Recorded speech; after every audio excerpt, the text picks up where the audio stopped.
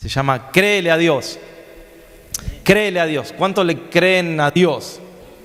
Porque hay una diferencia entre creer en Dios y creerle a Dios. Hay una gran diferencia. Te voy a decir, pero casi es parecido, pastor. No. La Biblia dice en Mateo capítulo 9, versículo 27, nos dice la palabra del Señor allí en Mateo capítulo 9, en el versículo 27. Nos dice que Jesús estaba pasando por allí y le siguieron dos ciegos, dando voces y diciendo: ten misericordia de nosotros, hijo de David. Y llegado a la casa vinieron a él los ciegos y Jesús les dijo: ¿creéis que puedo hacer esto? O sea, Jesús lo podía hacer. Jesús es poderoso para sanar lo que sea. Hay lugares donde no pudo sanar por la incredulidad que había.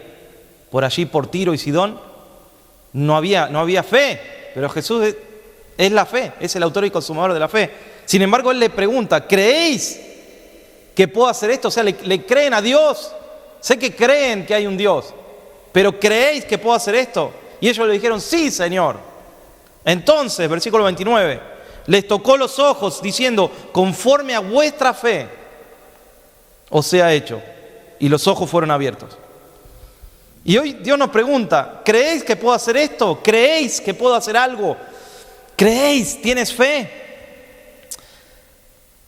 Creer en Dios, casi todo el mundo puede decir que hay un Dios. Yo pensaba, aún hasta los ateos por momentos dicen: si Dios quiere. Yo conocí un ateo que decía: y si Dios quiere, sí. ¿Cómo si Dios quiere si sos ateo? Todos creen que hay, en algún sentido, hay un Dios. Aún los que no creen, los que no son creyentes, creen que hay un Dios. Yo hablaba con excombatientes también, y aquí tenemos soldados también. Gracias al Señor que tenemos soldados en la casa de Dios. Soldados de Cristo y soldados que pelean por esta nación también. Y hablando, me decían que en medio de la guerra, ahí todos se acuerdan que hay un Dios, ¿no? Como sea, si algunos rezan, o otros oran, o otros no creen, pero en ese momento piden. Aun cuando usted va en el avión y hay turbulencia, ¿no? Y cuando usted ve que las azafatas corren, preocúpese porque algo no anda bien, ¿o no? Cuando usted ve que andan corriendo por el pasillo, empiece a orar porque algo pasa. Pero ahí están todos, ¿no? Ahí agarran el rosario, están tic, tic, tic, tic. Otros están ahí repitiendo: Padre nuestro que estás en los cielos. Y otro está orando, ¿no? Y había uno que yo conocía que era argentino, que decía: el avión no se va a caer porque yo tengo que ir a predicar y hay un estadio que me espera. Así que el avión no se va a caer. Él, el único tranquilo, era el argentino ese. Pues mire qué humilde que era, ¿vio? Decía: no se preocupe, el avión no se va a caer porque yo tengo que predicar en un estadio. Bueno, pero tenía fe. Tenía fe en el Señor. Y no se cayó el avión. Y dice que se movió mucho. Todos creen que hay un Dios. Pero creerle a Dios es muy diferente. Creerle a Dios es muy diferente.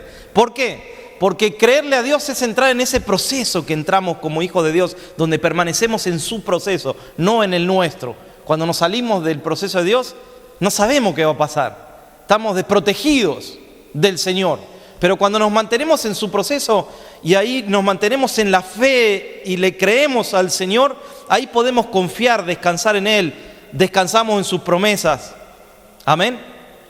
Cuando le crees a Dios, Él puede intervenir en esa situación que pareciera que no tiene salida. Ahí experimentas un milagro.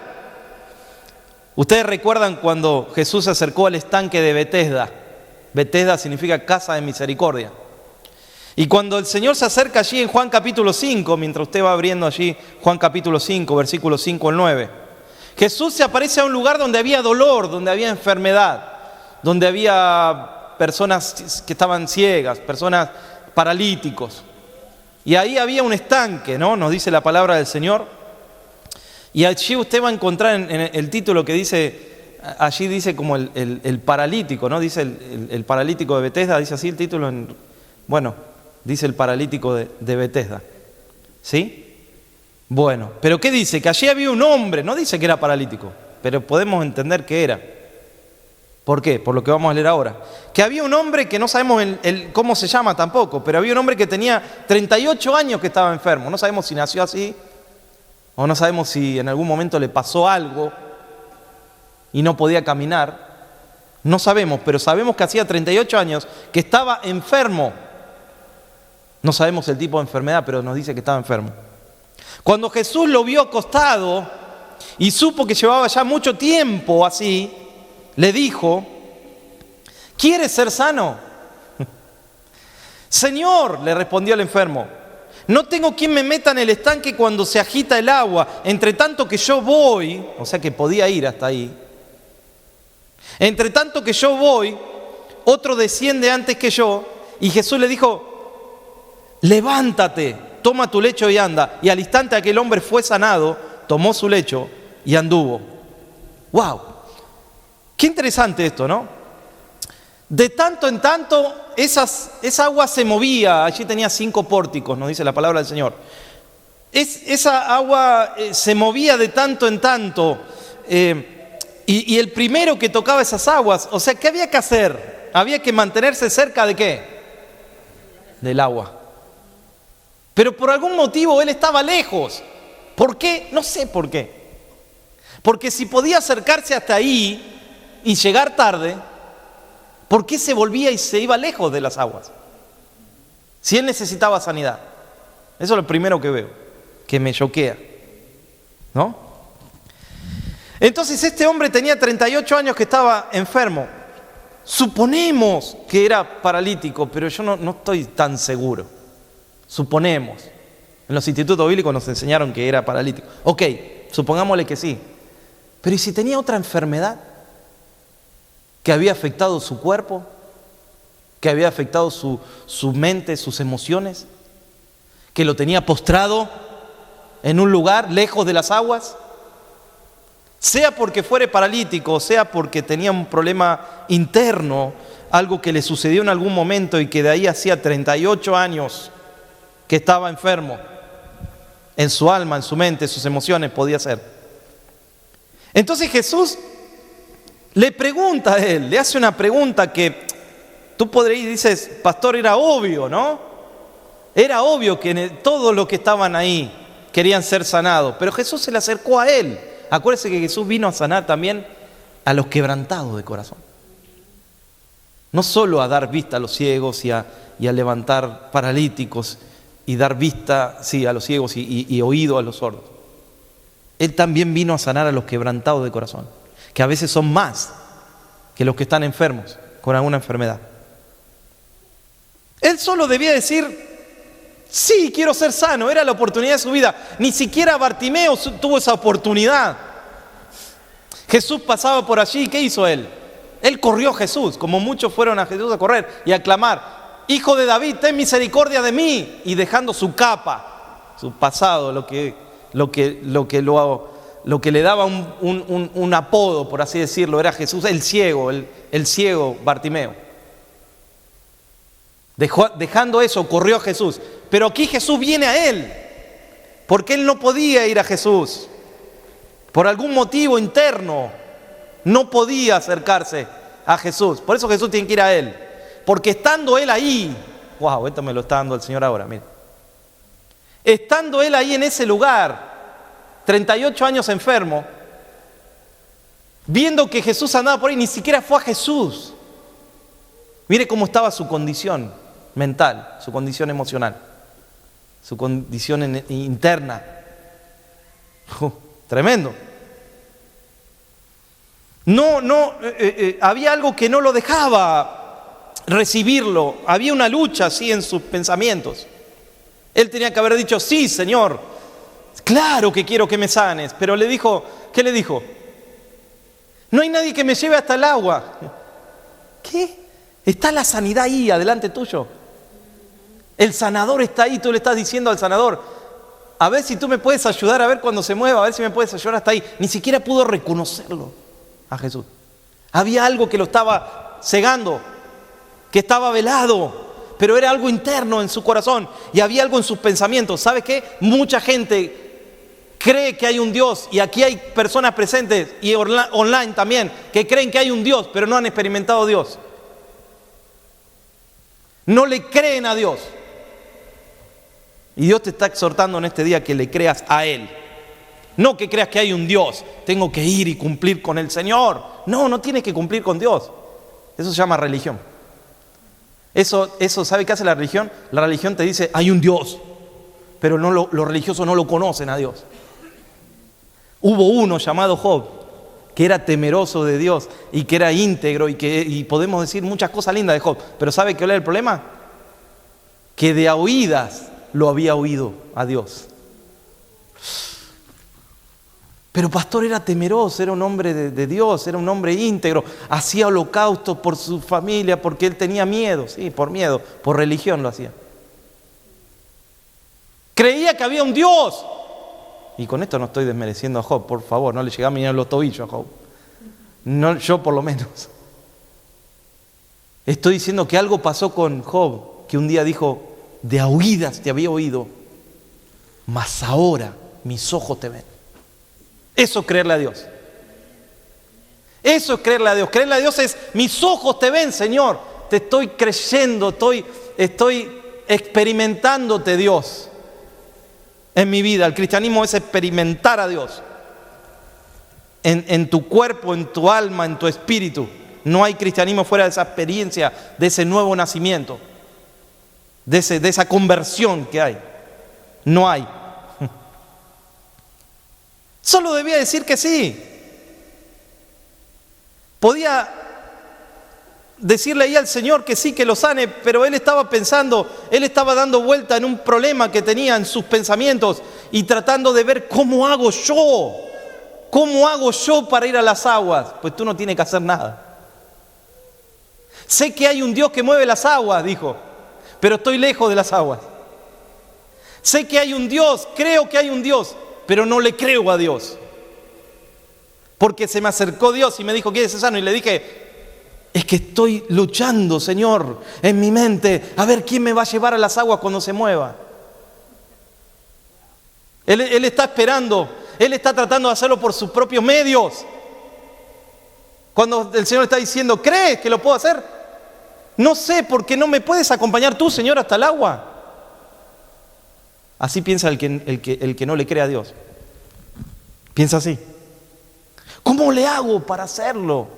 ¿Cómo hago para vivir esta vida cristiana? ¿Cómo hago para llegar a fin de mes? ¿Cómo hago? Eso es la ley, hermano. La gracia, ¿sabe qué te dice? Ya está hecho. Vivimos bajo la ley tanto, porque la ley nos enseña a hacer. Hay que cumplir con Dios, hay que hacer, porque si no Dios te va a castigar, Dios se enoja contigo. No, Dios no se enoja. Dios es un Dios de amor. ¿Y la gracia qué dijo? Dijo, consumado es, dijo la gracia. Consumado es. Y por cuanto la gracia está en tu vida, ahora vas a hacer cosas para Dios. No es hacer para ser. No es hacer cosas para ganarte el cielo, porque te aseguro que no se lo va a ganar nadie el cielo así. Y si hubiera sido así, ¿para qué vino Cristo a morir por nosotros? No hubiera venido a sufrir, pobre. Pero por cuanto tengo fe, entonces mis obras ahora están vivas para hacer cosas. Lo hago porque tengo fe. Hoy hablábamos a la mañana. Uno hace cosas.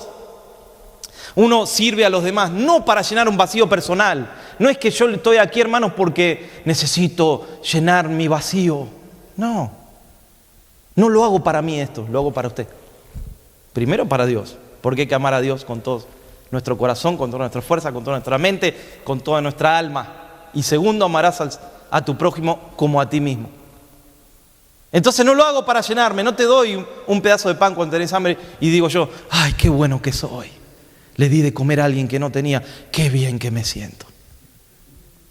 No, lo hago por el amor de Dios. Porque Dios te ama. Y así como me dieron a mí, te doy a ti también. De gracia recibí, de gracia doy también. Eso no tiene precio. Por alguna razón se mantenía lejos del estanque. Su estado emocional, por lo que yo veo, es una aplicación mía esta, hermanos, en este día. ¿Sí? Que el Señor me mostró. Su estado emocional mental lo mantenía lejos de las aguas, así como nosotros nos mantiene, muchas veces el enemigo nos mantiene lejos. Las heridas, lo que te han hecho, lo que vienes tratando de tapar y de no sanar en el Señor, ¿sabe qué hace? Te aborta del plan, te mantiene lejos de las aguas, lejos. Entonces te es lo mismo a veces ir o no ir a la casa de Dios, te es lo mismo leer o no leer. ¿Y sabe qué hace uno? Está como este hombre, está lejos de las aguas, lejos de la sanidad de Dios.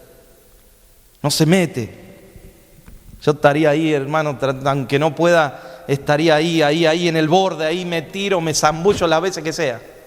No tengo problema. Naamán tuvo problema de zambullirse, porque tenía, ¿no?, orgullo. Y el Señor lo mandó a zambullirse 7 veces en el río Jordán. Él dijo, nosotros tenemos mejores ríos que ellos. ¿Cómo el profeta me mandó a zambullirme ahí? Y uno que estaba ahí, vio, de esos que no conoce nadie. Gloria a Dios, ¿no? Por ello.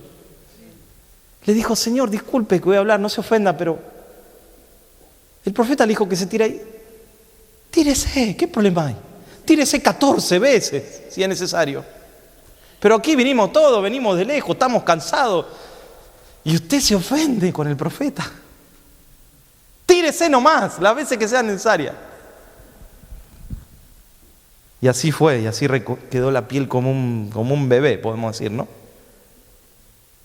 Se estaba dejando morir lentamente allí, viendo cómo los demás se tiraban al agua y recibían sanidad. Se estaba dejando morir a un costado, dejando que la vida pase, en ese estado estático, en ese dolor, se mantenía estancado en ese dolor. Junto a esa camilla, podemos decir, donde también esa camilla hablaba por sí sola. Y los que estaban alrededor sabían que él era, porque conocían el testimonio y sabían, él es el que hace 38 años. Y él conocía y él decía, tengo que contarles algo. ¿Saben que el otro día se movieron las aguas y el hermanito tal, ¿se acuerdan aquel que Dios lo sanó? Y aquel, ¿se acuerdan del otro? ¿Se acuerdan de Tito? Empezó a nombrar a todos, ¿vio? No sé si estaba Tito, pero por ahí me imagino yo. Ahí en la iglesia de donde nosotros venimos, era tan grande que salían de las 4 manzanas la gente. Habíamos comprado. Y al lado de la iglesia había un drugstore, o ¿cómo le dicen? Un lugar de candies, un kiosco le decimos nosotros, pero no sé cómo le dicen en su país, donde venden candies, cosas así mínimas, caramelos. Y había uno ahí adentro que era el dueño, y siempre que pasabas él prendía 1, 2, hasta 3 cigarrillos y se los olvidaba. Era chiquito el lugar, pero como él fumaba tanto, a veces prendía uno y lo dejaba ahí, prendía otro, siempre estaba fumando, eso es lo que le quiero decir yo. Siempre que pasabas por ahí. ¿Cómo está, hermano? ¿Qué tal? ¿Qué tal? Ya nos conocía a nosotros. Él sabía todo de nosotros. Quiénes trabajaban en la oficina, quiénes eran los pastores, quiénes eran los sugieres, los que estaban en la puerta. Él conocía todo. No sé cómo, ¿vio? Estaba al lado de la iglesia. Pero cada vez que pasabas por ahí, ¿te acordás? Saludaba a uno porque trataba de hacer una amistad. Y él estaba, ¿sabes qué estaba haciendo? Con el cigarrillo en la mano, predicándole a uno ahí siempre. Siempre estaba predicándole a uno que se sentaba ahí. Y él se sentaba ahí y necesitaba buscar a alguien para charlar. Y este le hablaba y le decía, no sabes, acá hay un Dios que restaura a la gente, que sana. La gente hace fila acá. Tienes que ir ahí, le decía él, ¿no? Y hacía así. Y yo una vez entré y es que es tremendo cómo le hablaba a la gente. Cómo le predicaba a la gente. Entonces le dije al pastor, tenés que pasar y saludarlo al hermano porque ese te está trayendo un montón de gente a la iglesia. No sabés. No, pero ¿cómo puede ser si él no? No, él no, pero él es como el que estaba en el estanque de Bethesda, ¿vio? Sabía todo él. Conocía que había un Dios. Y muchos se pasaban. ¿Y a ti qué te predicó? Porque nosotros los consolidábamos. A mí me predicó el kiosquero. A mí me predicó el kiosquero. Y venían familias, personas, y empezaron a venir y a venir y a venir. Pero él nunca se entregó al Señor. Hasta donde yo supe, nunca. Él estaba a un costado. Por algún motivo, sabía que había un Dios poderoso. que hacía milagros, y ahí él iban hermanos y le predicaban y le contaban testimonios, y él sabía que había un Dios de milagros, pero estaba al costado, estaba lejos de las aguas, estaba cerca pero lejos. ¿Usted me entiende? Aquí el hombre no podía ver el milagro que estaba delante de sus ojos, solo debía decir responder la pregunta de Jesús. No tengo quien me lleve allá, dijo. No pudo creerle a Jesús. Sabía que había un Dios, pero no pudo creerle a Jesús. Mire qué tremendo. Supo que había algo que allá se movía. Mucha gente cree que hay un Dios que mueve las aguas, pero no le creyó a Dios que estaba delante de él. Qué tremendo, tuvo esa tremenda oportunidad. Jesús no era una ayuda para ir a las aguas. Jesús era la sanidad para él. Pero en su estado emocional, espiritual, podemos decir mental, póngale el nombre que allí quiera, en su dolor interno de pasar los años y no ver un cambio, no pudo ver a Jesús. Eso lo limitó de no poder ver. Y yo me pregunto, ¿qué cosas, si es que hay cosas en este día, qué cosas están limitando en nuestra vida, nuestra fe, para que no podamos creerle a Dios que el Señor puede hacer ese milagro en nuestra vida? Y no hablo solamente de una enfermedad, de un dolor, de una enfermedad de muchos años. Hablo de algo interno que tú solo sabes, que está deteniendo la bendición del Señor. Y pasa el tiempo y estás al costado de todo, y estás lejos de las aguas, y te alejas de las aguas. De a oídas te había oído, nos dijo Job, ¿no? Mas ahora mis ojos te ven. Muchas veces servimos al Señor como cuando Pablo va a Atenas. ¿Se acuerda cuando Pablo fue a Atenas? ¿Y qué encontró allí? Un lugar, allí había como algo escrito ahí en un templo. ¿Qué decía? Al Dios no conocido. Al Dios no conocido. Pablo se agarró la cabeza porque dijo, ¿cómo al Dios no conocido? Hechos capítulo 17. O sea, sabían que había un Dios. Porque en la entrada decía al Dios. Sabía que había un Dios, pero no lo conocían. Sabían que había un Dios, pero no le creían a ese Dios, y aún así lo adoraban a ese Dios. Y Pablo en el versículo 22, allí puede leer usted 17, 22 al 25, que se puso en pie en medio del Areópago y dijo: varones atenienses, en todo observo que sois muy, ¿cómo eran? Religiosos. Porque pasando y mirando vuestro santuario, hallé también en el altar el cual estaba la inscripción: al Dios no conocido, al que vosotros adoráis, pues sin conocerle es a quien yo os anuncio. El Dios que hizo el mundo y todas las cosas que en él hay, siendo Señor del cielo y de la tierra, no habita en templos hechos por manos humanas, ni es honrado por manos de hombres, como si necesitase algo Dios. Como si dice, no, pastor, a mí el Señor me necesita para la obra. Ese es argentino, seguro. Como dicen, me hacen muchos chistes así, ¿no? Bueno, pero cada uno tenemos lo nuestro en nuestros países, ¿no? Pero uno se humilla y dice, sí, eso era cuando uno no estaba en Cristo, ¿no?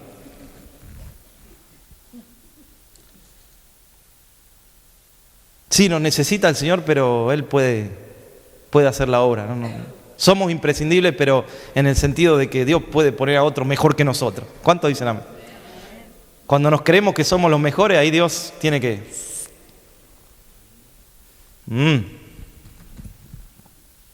Ellos adoraban a un Dios que no conocían. Sabían que había un Dios, pero no le conocían. Cumplían con Él. Sí, cumplían con todo, pero no lo conocían. Qué triste adorar a un Dios que no conoces, que no sientes, que no experimentas. ¿Cómo puede uno seguir a un Dios que no conoce, que no experimenta? ¿Quién puede permanecer? Como dijo la hermana, hay que perseverar. ¿Quién puede perseverar sin haber experimentado al Rey de Reyes y al Señor de señores? ¿Quién puede permanecer en las cosas de Dios? Hasta que Pablo les habló de ese Dios y allí lo conocieron. Hermanos, hoy estamos en un país donde hace varias décadas se empezó a dejar a Dios. Me acuerdo del presidente Obama que una vez dijo, este no es un país creyente, dijo. Y lo criticaron, pero en realidad tenía razón. Eso fue antes, dijo, hay que volver a eso. Hay que volver a eso. Nuestros padres fundaron, pero muchos se han olvidado de creerle a Dios. Muchos solo creen que hay un Dios, pero muchos se han olvidado de creerle a Dios. Por eso estamos nosotros aquí, plantados, para hacer volver esos tiempos. Esos tiempos donde se fundó con la palabra, con la oración, con el clamor, con la pasión. Mucha gente no sabe que hay un Dios, pero no lo conoce, no se atreve a encontrarlo, le tiene miedo a Dios. Es como un estilo de vida cómodo que muchas veces la gente tiene, ¿no? Un Dios que solo para cuando se necesita algo, un Dios supersticioso. Cuando hay una necesidad buscan a ese Dios supersticioso, digo yo, porque en realidad no hay una relación. Yo el otro día le decía a una persona, ¿cómo alguien va a hacer un duelo sin tener a Dios? Es imposible. Solo en Cristo puedes procesar un duelo. Y cuesta, ¿cómo cuesta? Horrores. Aún así puede procesar, lleva tiempo, pero sale adelante porque confía que hay vida eterna, confía que hay planes de Dios. Pero uno sin Cristo no tiene nada. Sin el Señor, ¿cómo hace? Se deprime, se muere una persona. Porque mucha gente sin Cristo tiene al otro como un Dios, ¿no? Puede ser un esposo, una esposa, un hijo, un nieto. Si no tenés a Dios, ponés a alguien como Dios. Y cuando esa persona no está, se te va todo, se te muere todo. No hay nada que te alcance, porque no entraste en ese proceso de Dios. Porque te hablaron, te predicaron y no quisiste. Qué tremendo, ¿no? Porque estamos hablando de Job también. Un hombre temeroso que ofrecía holocausto, sabía que había un Dios, pero no lo experimentó a ese Dios. Y Dios nos llama a experimentarlo en este tiempo. No espere a mañana, no espere al próximo domingo. Experiméntelo ahí en la adoración, experiméntelo. Si lo tengo que decir todos los domingos y me lo tiene que decir usted a mí, dígamelo también. Pero aprovechemos el tiempo de búsqueda, de adoración. Ahí demos todo lo que tenemos para dar. Amén. Mientras pueda ser hallado, porque un día eso no va a pasar. Cristo va a venir a buscar a su iglesia, ya fue ese tiempo entonces. Se terminó ese tiempo de buscar a Dios, ya no se lo va a poder encontrar. Y hay de aquel que se quede, porque no lo va a poder hallar.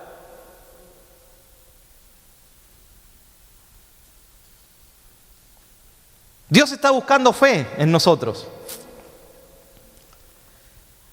Aquel que comenzó una nación con una mujer estéril. Mire lo que hace Dios. En tu hijo serán benditas todas las naciones de la tierra, en tu simiente, pero le está hablando a una mujer estéril. Y a un hombre que ya había pasado su edad, 99 años, tenía Sara. Aparte que era estéril, ya había pasado su tiempo. Imposible, ¿usted haría eso? ¿Buscaría a una mujer así para tener una descendencia como lo sacó y le dijo, ¿ves las estrellas? Bueno, así será tu descendencia. ¿Ves la arena del mar? Wow, eso es fe, ¿no? ¿Qué está buscando Dios? Que le crean a Él, no que crean que hay un Dios.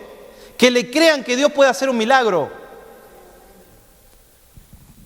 Un Dios que busca un tartamudo para sacar a un pueblo, usted no lo haría. Me preguntaron, pastor, ¿por qué iba Josué ahí ¿por qué iba Aarón con Moisés? Fácil, porque era tartamudo Moisés no podía hablar, hablaba Aarón. ¿Sabía usted eso? Claro, Aarón era el que hablaba con el faraón, porque Moisés era tartamudo. ¿Vio cuando hacen así? ¿Cómo usted buscaría a alguien así para mandar a faraón? No, usted buscaría a alguien que hable bien, ¿no? No, Dios se buscó a alguien que no podía hablar bien.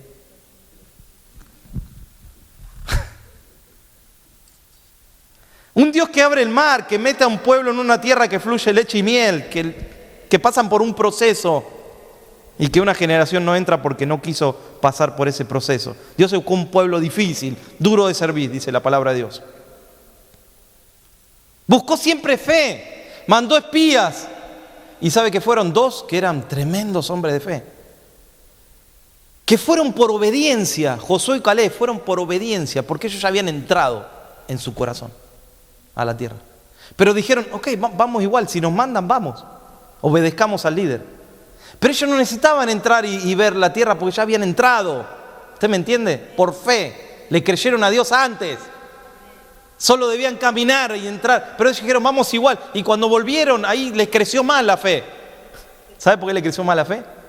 Porque unos dijeron, y más o menos ese es el cálculo, ¿vio? De 12 hay 10 que...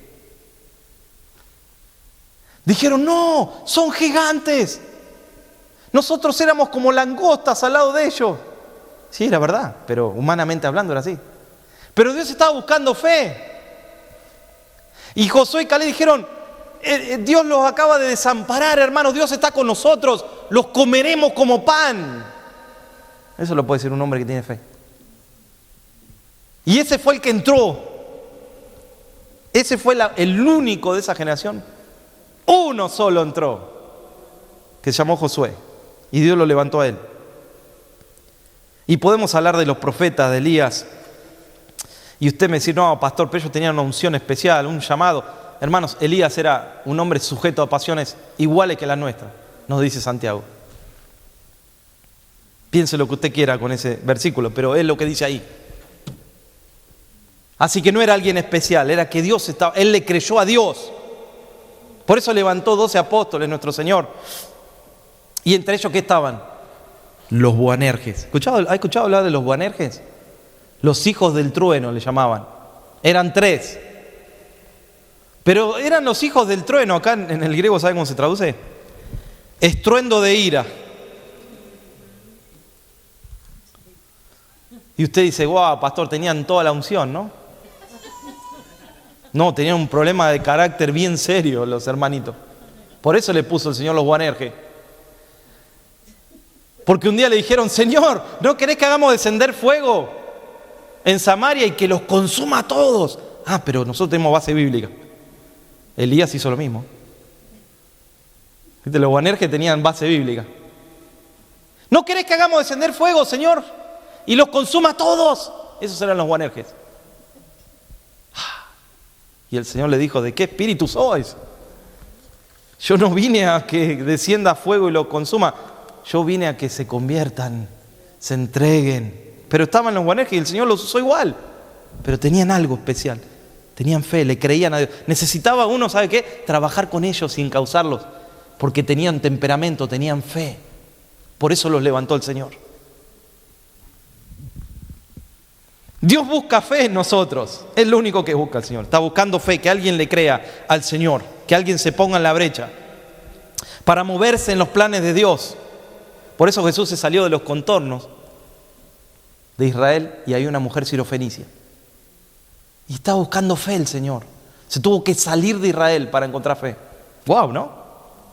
Porque Él vino a los suyos y los suyos no lo recibieron. Y Jesús estaba siempre buscando fe en alguien. Y esa mujer sirofenicia se humilló tanto, ¿no? Cuando le dijo, no es digno darle la comida a los perros. Y esa mujer dijo, sí, pero aún los perros comen de las migajas. Y estaba ahí, mire qué fe. La fe hace que no te ofendas. No hubo ningún amén por ahí. La fe hace que no te ofendas, porque en la fe no te puedes ofender. La mujer no se ofendió, al contrario, peleó por la bendición, porque le creía a Dios. Y a veces nosotros estamos fundados, no sé en qué, hermanos, porque nos ofendemos de cualquier cosita, nos ofendemos, estamos súper sensibles. Dios quiere levantarnos, Dios quiere fortalecernos para llevar la obra adelante. La obra es más importante que lo que podamos nosotros ofendernos. Dios busca hombres y mujeres de fe. Por ahí tengo un sermón que se llama Inofendible. Lo puede escuchar ahí en YouTube. Amén. Dios busca hombres y mujeres que le crean. Jeremías dice, Jeremías 32, ahí para ir terminando. Mire, Jeremías 32, 17 y 27. Jeremías 32, 17 y 27. Dice, oh Señor Jehová, he aquí tú hiciste el cielo y la tierra con gran poder y con tu brazo extendido. Y no hay nada difícil para ti. Versículo 27. He aquí yo soy Jehová, Dios de toda carne. ¿Habrá algo difícil para mí? Él es el alfa y la omega, nos dice la palabra del Señor, ¿no? El principio y el fin, el que ha de venir, el que vino y el que ha de venir, el todopoderoso. El problema no es Dios, Dios lo quiere hacer. El problema es que nosotros lo limitamos a Dios. Limitamos a Dios, no limite a Dios, limitamos a Dios. No lo buscamos como Él quiere buscarlo, no nos entregamos como Él quiere, limitamos al Señor, limitamos la fe de Dios.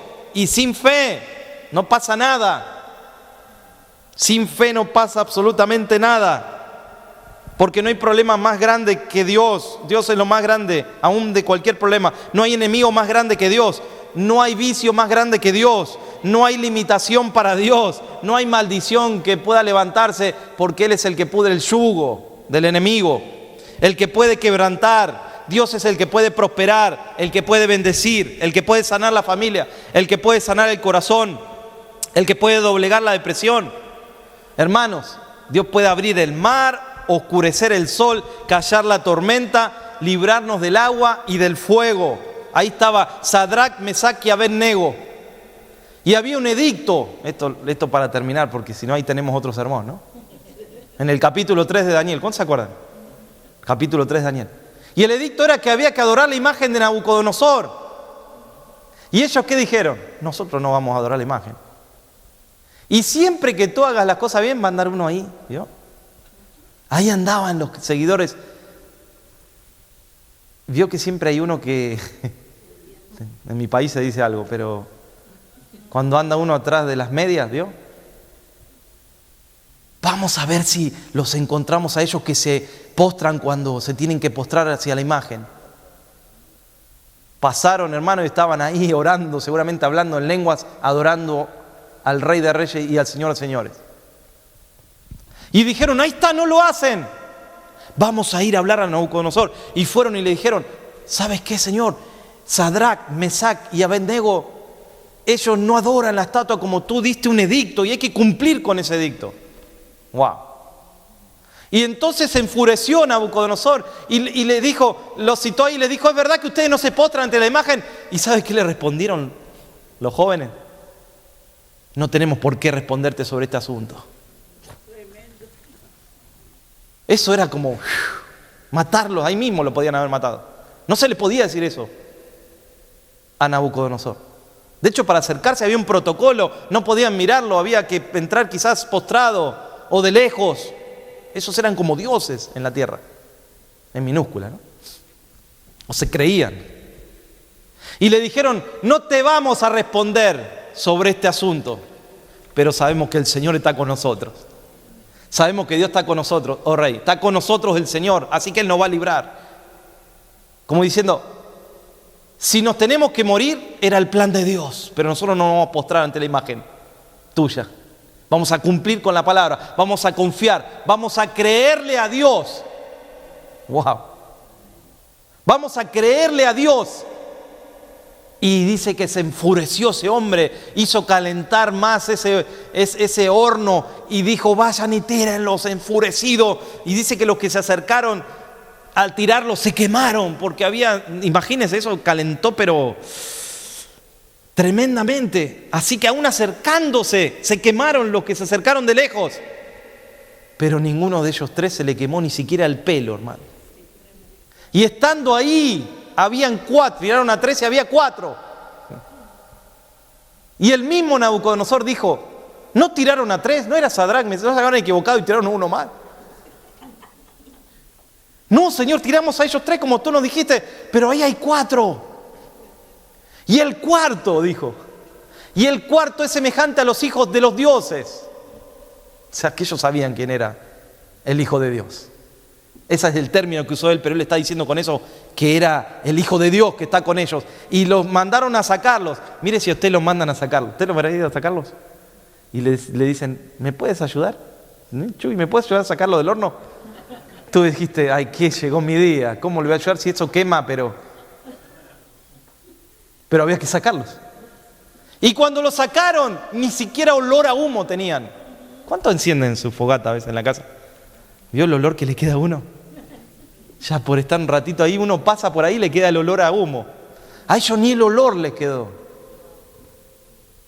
Y hubo un edicto todavía mayor y dijo, y eso está como en el versículo 29 del capítulo 3, por ahí 28, 29, aquí lo tengo. Por tanto, yo decreto que todo pueblo, nación, lengua, que profiera alguna blasfemia contra el Dios de Sadrach, Mesach y Abednego sea descuartizado y que su casa sea convertida en muladar, porque ningún Dios hay que pueda salvar como este Dios.